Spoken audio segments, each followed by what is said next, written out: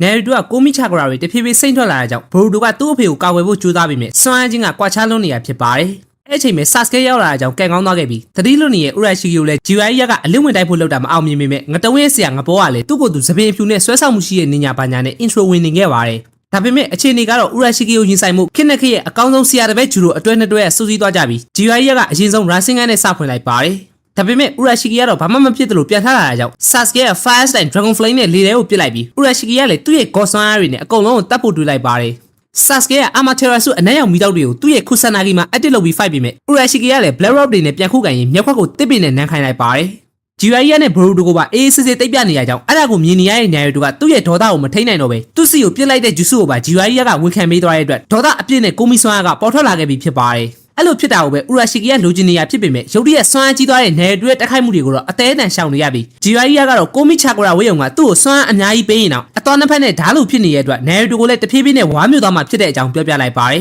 ။ဒါပေမဲ့နေရီတိုကအခုချိန်မှာတားဖို့ကမဖြစ်နိုင်ပဲဥရရှိကီနဲ့လည်းတက်ခိုက်နေရတဲ့အကြောင်းစဉ်းစားရခက်နေပြီမဲ့ဘရိုတိုကတော့သူ့အဖေစီကိုပြေးသွားခဲ့ပါတယ်။အဲ့ဒါကြောင့်ဆရာတိုင်းမှာတော့အယူတစ်ပည့်တယောက်စီရှိရဲဆိုတာကိုနားလည်သွားခဲ့ကြပြီးအတိစိတ်လွတ်နေတဲ့နေရီတိုကဘရိုတိုကိုပြန်ပြီးတက်ခိုက်နေရကြောင်းဥရရှိကီကလည်းသူတို့အချင်းချင်းတက်အောင်စိတ်မြင်နေပြီးထိုင်ကြည့်နေရဖြစ်ပါတယ်။ဘရိုတိုကတော့လက်မလျှော့ပဲအဲ့လိုအရာကထိန်းချုပ်ခံရတဲ့အထိသူ့အဖေနေရီတိုကပြောညင်းတဲ့သူမဟုတ်တဲ့အကြောင်းသတိပေးနေပြီမဲ့နေရီတိုကတော့ Tabis Racing ကိုထုတ်သုံးလိုက်ပါတယ်။အမောင်ထဲမှာတယောက်တည်းလမ်းပြောက်နေတဲ့နေရီတိုစီကိုဘရိုတိုကရောက်သွားခဲ့ပြီးသူ့အဖေနဲ့အတူတူAMA Racing ကြီးကိုကင်မြောင်းလိုက်တဲ့အတွက်ဥရရှိကီကလည်းသူ့ရဲ့ဒန်နာကြီးလာယူကူဆိုတဲ့တက်ကွက်နဲ့နှစ်ယောက်လုံးကိုအဆုံးသတ်ဖို့လုပ်လိုက်ပါတယ်။ဥရရှိကီနဲ့ဥစမဂီတာဖာအားပြတ်နေကြတဲ့အချိန်မှာတော့ဂျီဝိုင်ယာကလည်းသူ့ရဲ့လက်မောင်းကိုရာစင်ကန်တစ်လုံးပြစ်ထည့်ပေးလိုက်ပြီးကြိုတင်ကြံစီထားတဲ့ဆာစကေကပါခီရင်းနဲ့ဝီအောင်လုပ်ပေးလိုက်ပါတယ်။အဲ့ဒါကြောင့်ပဲနေရီတိုနဲ့ဘရိုတိုရဲ့ရာစင်ကန်ကအချိန်ကူးပြောင်းလာတဲ့ဥဆူဆူကီဥရရှိကီကိုအဆုံးသတ်ပေးနိုင်ခဲ့ပြီးသူတို့ကာကွယ်ရမယ့်နေရီတိုကလည်းအန်နီယံကင်းသွားခဲ့ပြီဖြစ်ပါတယ်။တာဖာနှစ်ယောက်ကလည်းဘေးချင်းရှင်တိုက်ပွဲဝင်နိုင်ခဲ့ပြီးရှီခါမာရူတို့ရောက်သွားတဲ့အချိန်မှာတော့ဂျီဝိုင်ယာနဲ့နေရီတိုကိုပဲတွေ့ရတဲ့အကြောင်းကိုနိုဟာဆေးရုံကိုပဲပို့ပေးခဲ့ကြတာဖြစ်ပါတယ်။နောက်နေ့မှာတော့သူတို့တွေဆေးရုံအပေါ်ထဲမှာရှိနေကြတဲ့အချိန်ဆာကူရာကရောက်လာခဲ့ပြီးဆာစကေနဲ့ပါနေရဲ့စာအကြောင်းမေးမြန်းလိုက်ပါတယ်။ပြဿနာအကြီးကျယ်တက်ပြီလို့ထင်လိုက်ပြီးမြဲဂျီဝိုင်ယာကတော့သူတို့ကသူ့စာကိုချစ်ချိုးသက်နီးအဖျားပြားရဲ့ပရိသတ်တွေဖြစ်ပြီးသူ့လိုမျိုးစာရေးဆရာတယောက်ဖြစ်လာနိုင်မှုကိုနိုဟာကိုခရီးသွားတရုပ်ဆောင်ဖြစ်ရောက်လာတာဖြစ်တဲ့အကြောင်းရှင်းပြလိုက်ပါတယ်။အဲ့ဒါအပြင်လက်ထက်စာကလည်းအဲ့လိုအခြေခံဝတ္ထုရေးဖို့အတွက်သူနဲ့ဆာစကေရဲ့ဆက်နွယ်မှုကိုရေးထားတဲ့မှတ်စုစာရွက်လေးဖြစ်တဲ့အကြောင်းဂျီဝိုင်ယာကကူပြောပေးလိုက်ပြီးသူ့စီမှာအခြေဝတ္ထုရေးနီလာတင်ကြတာဖြစ်တဲ့အကြောင်းနဲ့သူနဲ့အတူတူလဲကောင်မလေးတွေကိုလိုက်ချောင်းပြီးကုံငန်းရှာတဲ့အမာခံပရိသတ်တွေလို့ရုပ်တိရှိရှိလိမ်ပြောပေးလိုက်ပါတယ်။ဆာစကေကတော့မဟုတ်ဘူးလို့ပြောရင်လည်းရှင်းပြစရာမရှိဟုတ်တယ်လို့ပြောလိုက်ရင်လည်းတောက်ကျိုးနဲ့နှာဘူးတယောက်လို့အထင်ခံရနိုင်ပေမဲ့ရွေးစရာလည်းမရှိတဲ့အတွက်သူတို့ကဂျီဝိုင်ယာစာမာရဲ့အမာခံပရိသတ်တွေဖြစ်တဲ့အကြောင်းလိမ်ပြောလိုက်ရပါတယ်။အဲ့ဒါကြောင့်ပဲဆာကူရာကငကြောင်တွေကိုစိတ်ဝင်စားတော့ပဲထွက်သွားခဲ့ပြီးနေရီတိုရောက်လာတဲ့အချိန်မှာတော့သူတို့တွေပြန်တော့မှဖြစ်တဲ့အကြောင်းပြောပြလိုက်ပါတယ်။ကာဝါဆုကီကလည်းအပြန်ပြေးသွားပြီဖြစ်တဲ့အတွက်အနာဂတ်ကိုပြန်ရတော့မှဖြစ်ပြီးနေရီတိုကတော့ဘာမှမသိရဲ့လက်ဆောင်တစ်ထုပ်ပေးရင်းနဲ့အိမ်ရောက်မှဖွင့်ကြည့်ဖို့မှာလိုက်ပါတယ်။နောက်တစ်ခါဘရိုတိုလာလေရင်တော့သူကဟိုကာကဲဖြစ်နေလောက်ပြီလို့ပြောရတဲ့အတွက်ဘရိုတိုကလည်းဟုတ်လောက်မှာပါလို့ပဲပြောခဲ့လိုက်ပါတယ်။ဂျီဝိုင်ယာကတော့ထူးဆန်းတဲ့အရာတွေဖြစ်ပျက်ခဲ့ပြီးမြဲတခုခုကိုသိနေပြီးသားဖြစ်တဲ့အတွက်ဆာစကေထွက်မသွားရင်သူတို့ရဲ့မှတ်ဉာဏ်တွေကိုဖျက်ပေးဖို့ပြောခဲ့လိုက်ပါတယ်။အဲ့ဒါမှပဲနောင်ဖြစ်လာမယ့်အနာဂတ်ကပြောင်းလဲမှုမရှိမှဖြစ်ပြီးဆာစကေကလည်းဂျီဝိုင်ယာတောင်းဆိုတဲ့အတိုင်းသူ့ရဲ့ sharing နဲ့နှစ်ယောက်လုံးရဲ့မှတ်ဉာဏ်တွေကိုဖျက်ပေးလိုက်ပါတယ်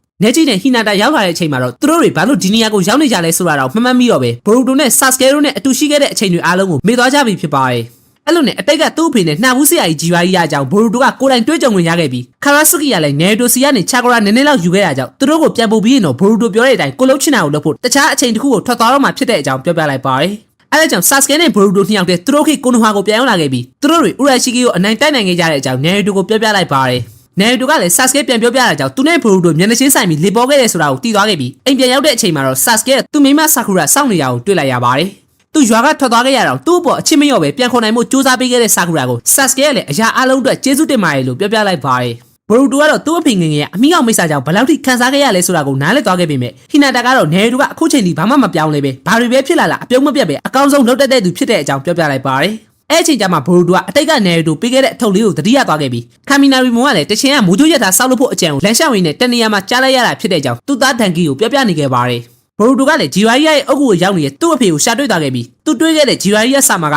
Legendary Sun လို့ပြောရင်ဘယ်သူမှယုံမှာမဟုတ်တဲ့နှာဘူးကြီးတယောက်ဖြစ်ပေမဲ့တကယ်မိုင်းတဲ့ဘဲကြီးဆိုတာကိုလည်းသိခဲ့ရတဲ့အကြောင်းဘရိုတိုကပြောပြလိုက်ပါတယ်။ပြီးရင်တော့သူ့ကိုအတိတ်ကနေရီတိုပေးလိုက်တဲ့ Limited Edition Ichirago Special Ramen ဘူးကိုပြလိုက်ပြီးတားဖနှစ်ယောက်ကအတူတူအားရပါရဆိုင်နဲ့အတိတ်နဲ့ပြစ်စုံပံကိုဖျက်ဆီးခဲ့ကြတာဖြစ်ပါတယ်။နိုင်ငံရွေးလို့ရတဲ့ VPN လေးခန်းကြည့်ပေးခြင်းဖြင့်ကျွန်တော်ဝင်ငွေရအောင်ကူညီပေးနိုင်တာမို့လို့တစ်ဖက်တစ်လမ်းကနေ VPN အသုံးပြုလုပ်တဲ့ဗီဒီယိုလေးတွေကို support ပေးဖို့တောင်းဆိုခြင်းပါတယ်။နောက်နေ့မှာတော့ဆူမီဝဲဝင်မဲ့ကိုနိုဟာသိပ္ပံသုတေသနခန်းကပိတ်သိမ်းလိုက်ရပြီမဲ့ဟိုကာကဲရဲ့ကြီးကြပ်မှုနဲ့မိနိုင်ငံအစွန်ပြားတက်နေရမှာစောက်လုပ်နေရလို့သတင်းကြားလိုက်ရတာကြောင့်သူတို့တငယ်ချင်းတွေဆူမီဝဲကိုခဏခဏတွေ့နိုင်မှာမဟုတ်တော့ပဲT15ကလည်းတယောက်ရောက်နေခဲ့ပြီဖြစ်ပါတယ်။ ဝါဆာဘီတို့ပြန်လာရဲ့လမ်းမှာတော့ဆာမူရိုင်းဆက်ဆံမချေမငန်ကောင်မလေးတယောက်နဲ့တွေ့ခဲ့ကြပြီးသူကတော့ဆူမီရဲနေရာကိုအစားထိုးမဲ့တမန်နီတိုင်ပြီးဆာမူရိုင်းတယောက်ဖြစ်နေခဲ့ပါတယ်ပုံမှန်ဆိုရင်ရှီနိုဘီရဲ့ကြားမှာဆာမူရိုင်းတွေကိုထည့်လိမ့်မရှိပေမဲ့ခရိုကာနဲ့စူပါဂီကမီဖူနဲ့တပည့်ဖြစ်နေရကြောင်းနေတူကလက်ခံပေးလိုက်တာဖြစ်ပါတယ်ဟန်နဘီကဘင်ကိုစာအုပ်နဲ့ပတ်သက်တဲ့မစ်ရှင်သွားရမှာဖြစ်တဲ့အတွက်သူတို့ကြီးပဲထားခဲ့လိုက်ပြီးမြဲစူပါဂီကတော့သူတို့ဖွဲ့တဲ့ဝင်မှုလုံးဝစိတ်မဝင်စားပဲသူစီရခိုင်းလို့သာမလာမဖြစ်လာခဲ့တာဖြစ်တဲ့အကြောင်းနဲ့ရှီနိုဘီဆိုတာပြောင်းညံ့တဲ့သူတွေလို့ထင်နေခဲ့တာဖြစ်ပါတယ်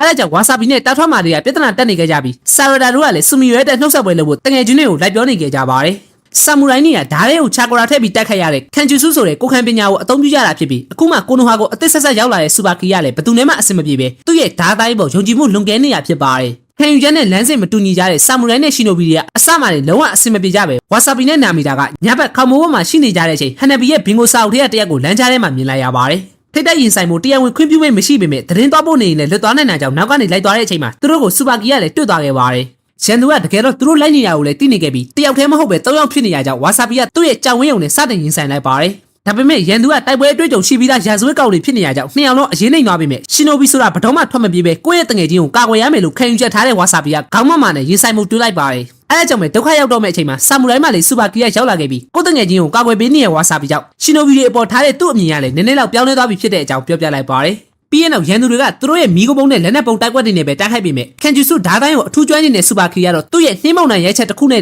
ရန်သူ၃ယောက်လုံးကိုအပြတ်ရှင်းပေးလိုက်ပါတယ်ရာဇဝတ်သားကိုဖမ်းနိုင်ခဲ့ပြီးမြဲဟန်နဘီဆူရာကိုတော့ကောင်းကောင်းလေးခံလိုက်ရပြီးဆူမီရဲကလည်းသူ့ရဲ့တငယ်ချင်းတွေကိုကာကွယ်ပေးခဲ့တာကြောင့်ကျေးဇူးတင်တဲ့အကြောင်းစူပါကီကိုသွားပြောလိုက်ပါတယ်ပြီးရင်တော့တင်း50နဲ့တူဝါဆာဘီနဲ့နာမီတာကိုပါဆက်ချလက်ချအထားခဲ့လိုက်ပြီးစူပါကီကိုယ်တိုင်ကလည်းရှီနိုဘီရဲ့စီမှာသူမတိတရားတွေအများကြီးရှိနေရကြောင်းပို့ပြီးလေးလာတင်ယူရတော့မှဖြစ်တဲ့အကြောင်းပြန်ပြောလိုက်ပါတယ်အဲ့လိုနဲ့နောက်နေ့မှာတော့တိတ်ပန်လင်ညာပစ္စည်းဌာနကိုပြောင်းသွားတဲ့ဆူမီရဲအတွက်အကယ်ဒမီကတငယ်ချင်းတွေအားလုံးကနှုတ်ဆက်ပွဲနဲ့တကွာဂုဏ်ပြုပေးခဲ့ကြပါတယ်နောက်တစ်ရက်မှာတော့ကိုနိုဟာရဲ့ဂန်နင်းအဖွဲ့အမှတ်စဉ်40တင်း40ကပျောက်သွားတဲ့အိမ်မွေးရုံလေးကိုမစ်ရှင်အရလိုက်ရှာနေခဲ့ကြတာဖြစ်ပါတယ်ဒါပေမဲ့ယုံကသူတို့ကိုကြောက်ပြီးထွက်ပြေးသွားတာကြောင့်အန်ကိုကသူ့မှရှိရဲ့စွမ်းအားတွေကိုလူတိုင်းကကြောက်ရွံ့နေရလို့ထင်သွားခဲ့ပြီးအဲဒါကြောင့်ပဲသူ့ရဲ့လက်တွေကိုထိန်းချုပ်လို့မရတော့ပဲမကောင်းဆိုးအားလို့အသွင်တရံအဖြစ်ပြောင်းလဲသွားခဲ့ပါတယ်ဒါကတော့ဘိုရူတိုအပိုင်း49ဖြစ်ပြီးအပိုင်း50ကိုနောက်နေ့မှတင်ပေးသွားမှာမို့လို့ like share comment နဲ့ YouTube မှာလည်း subscribe လေးလုပ်ပြီးအားပေးခဲ့ကြဖို့တောင်းဆိုချင်ပါတယ် brother က Facebook ကပဲဖြစ်ဖြစ် YouTube ကပဲဖြစ်ဖြစ်ဒီဗီဒီယိုကြည့်နေရဆိုရင်ကျွန်တော်အတွက်အနည်းဆုံးတော့ like တစ်ချက်နဲ့ comment တစ်ခုခုအဆင်ပြေရလေးမှန်းငယ်ပေးဖို့တောင်းဆိုချင်ပါတယ်သဘောကျရင်တော့ share လေးနဲ့ပါကူညီသွားလို့ရပါတယ်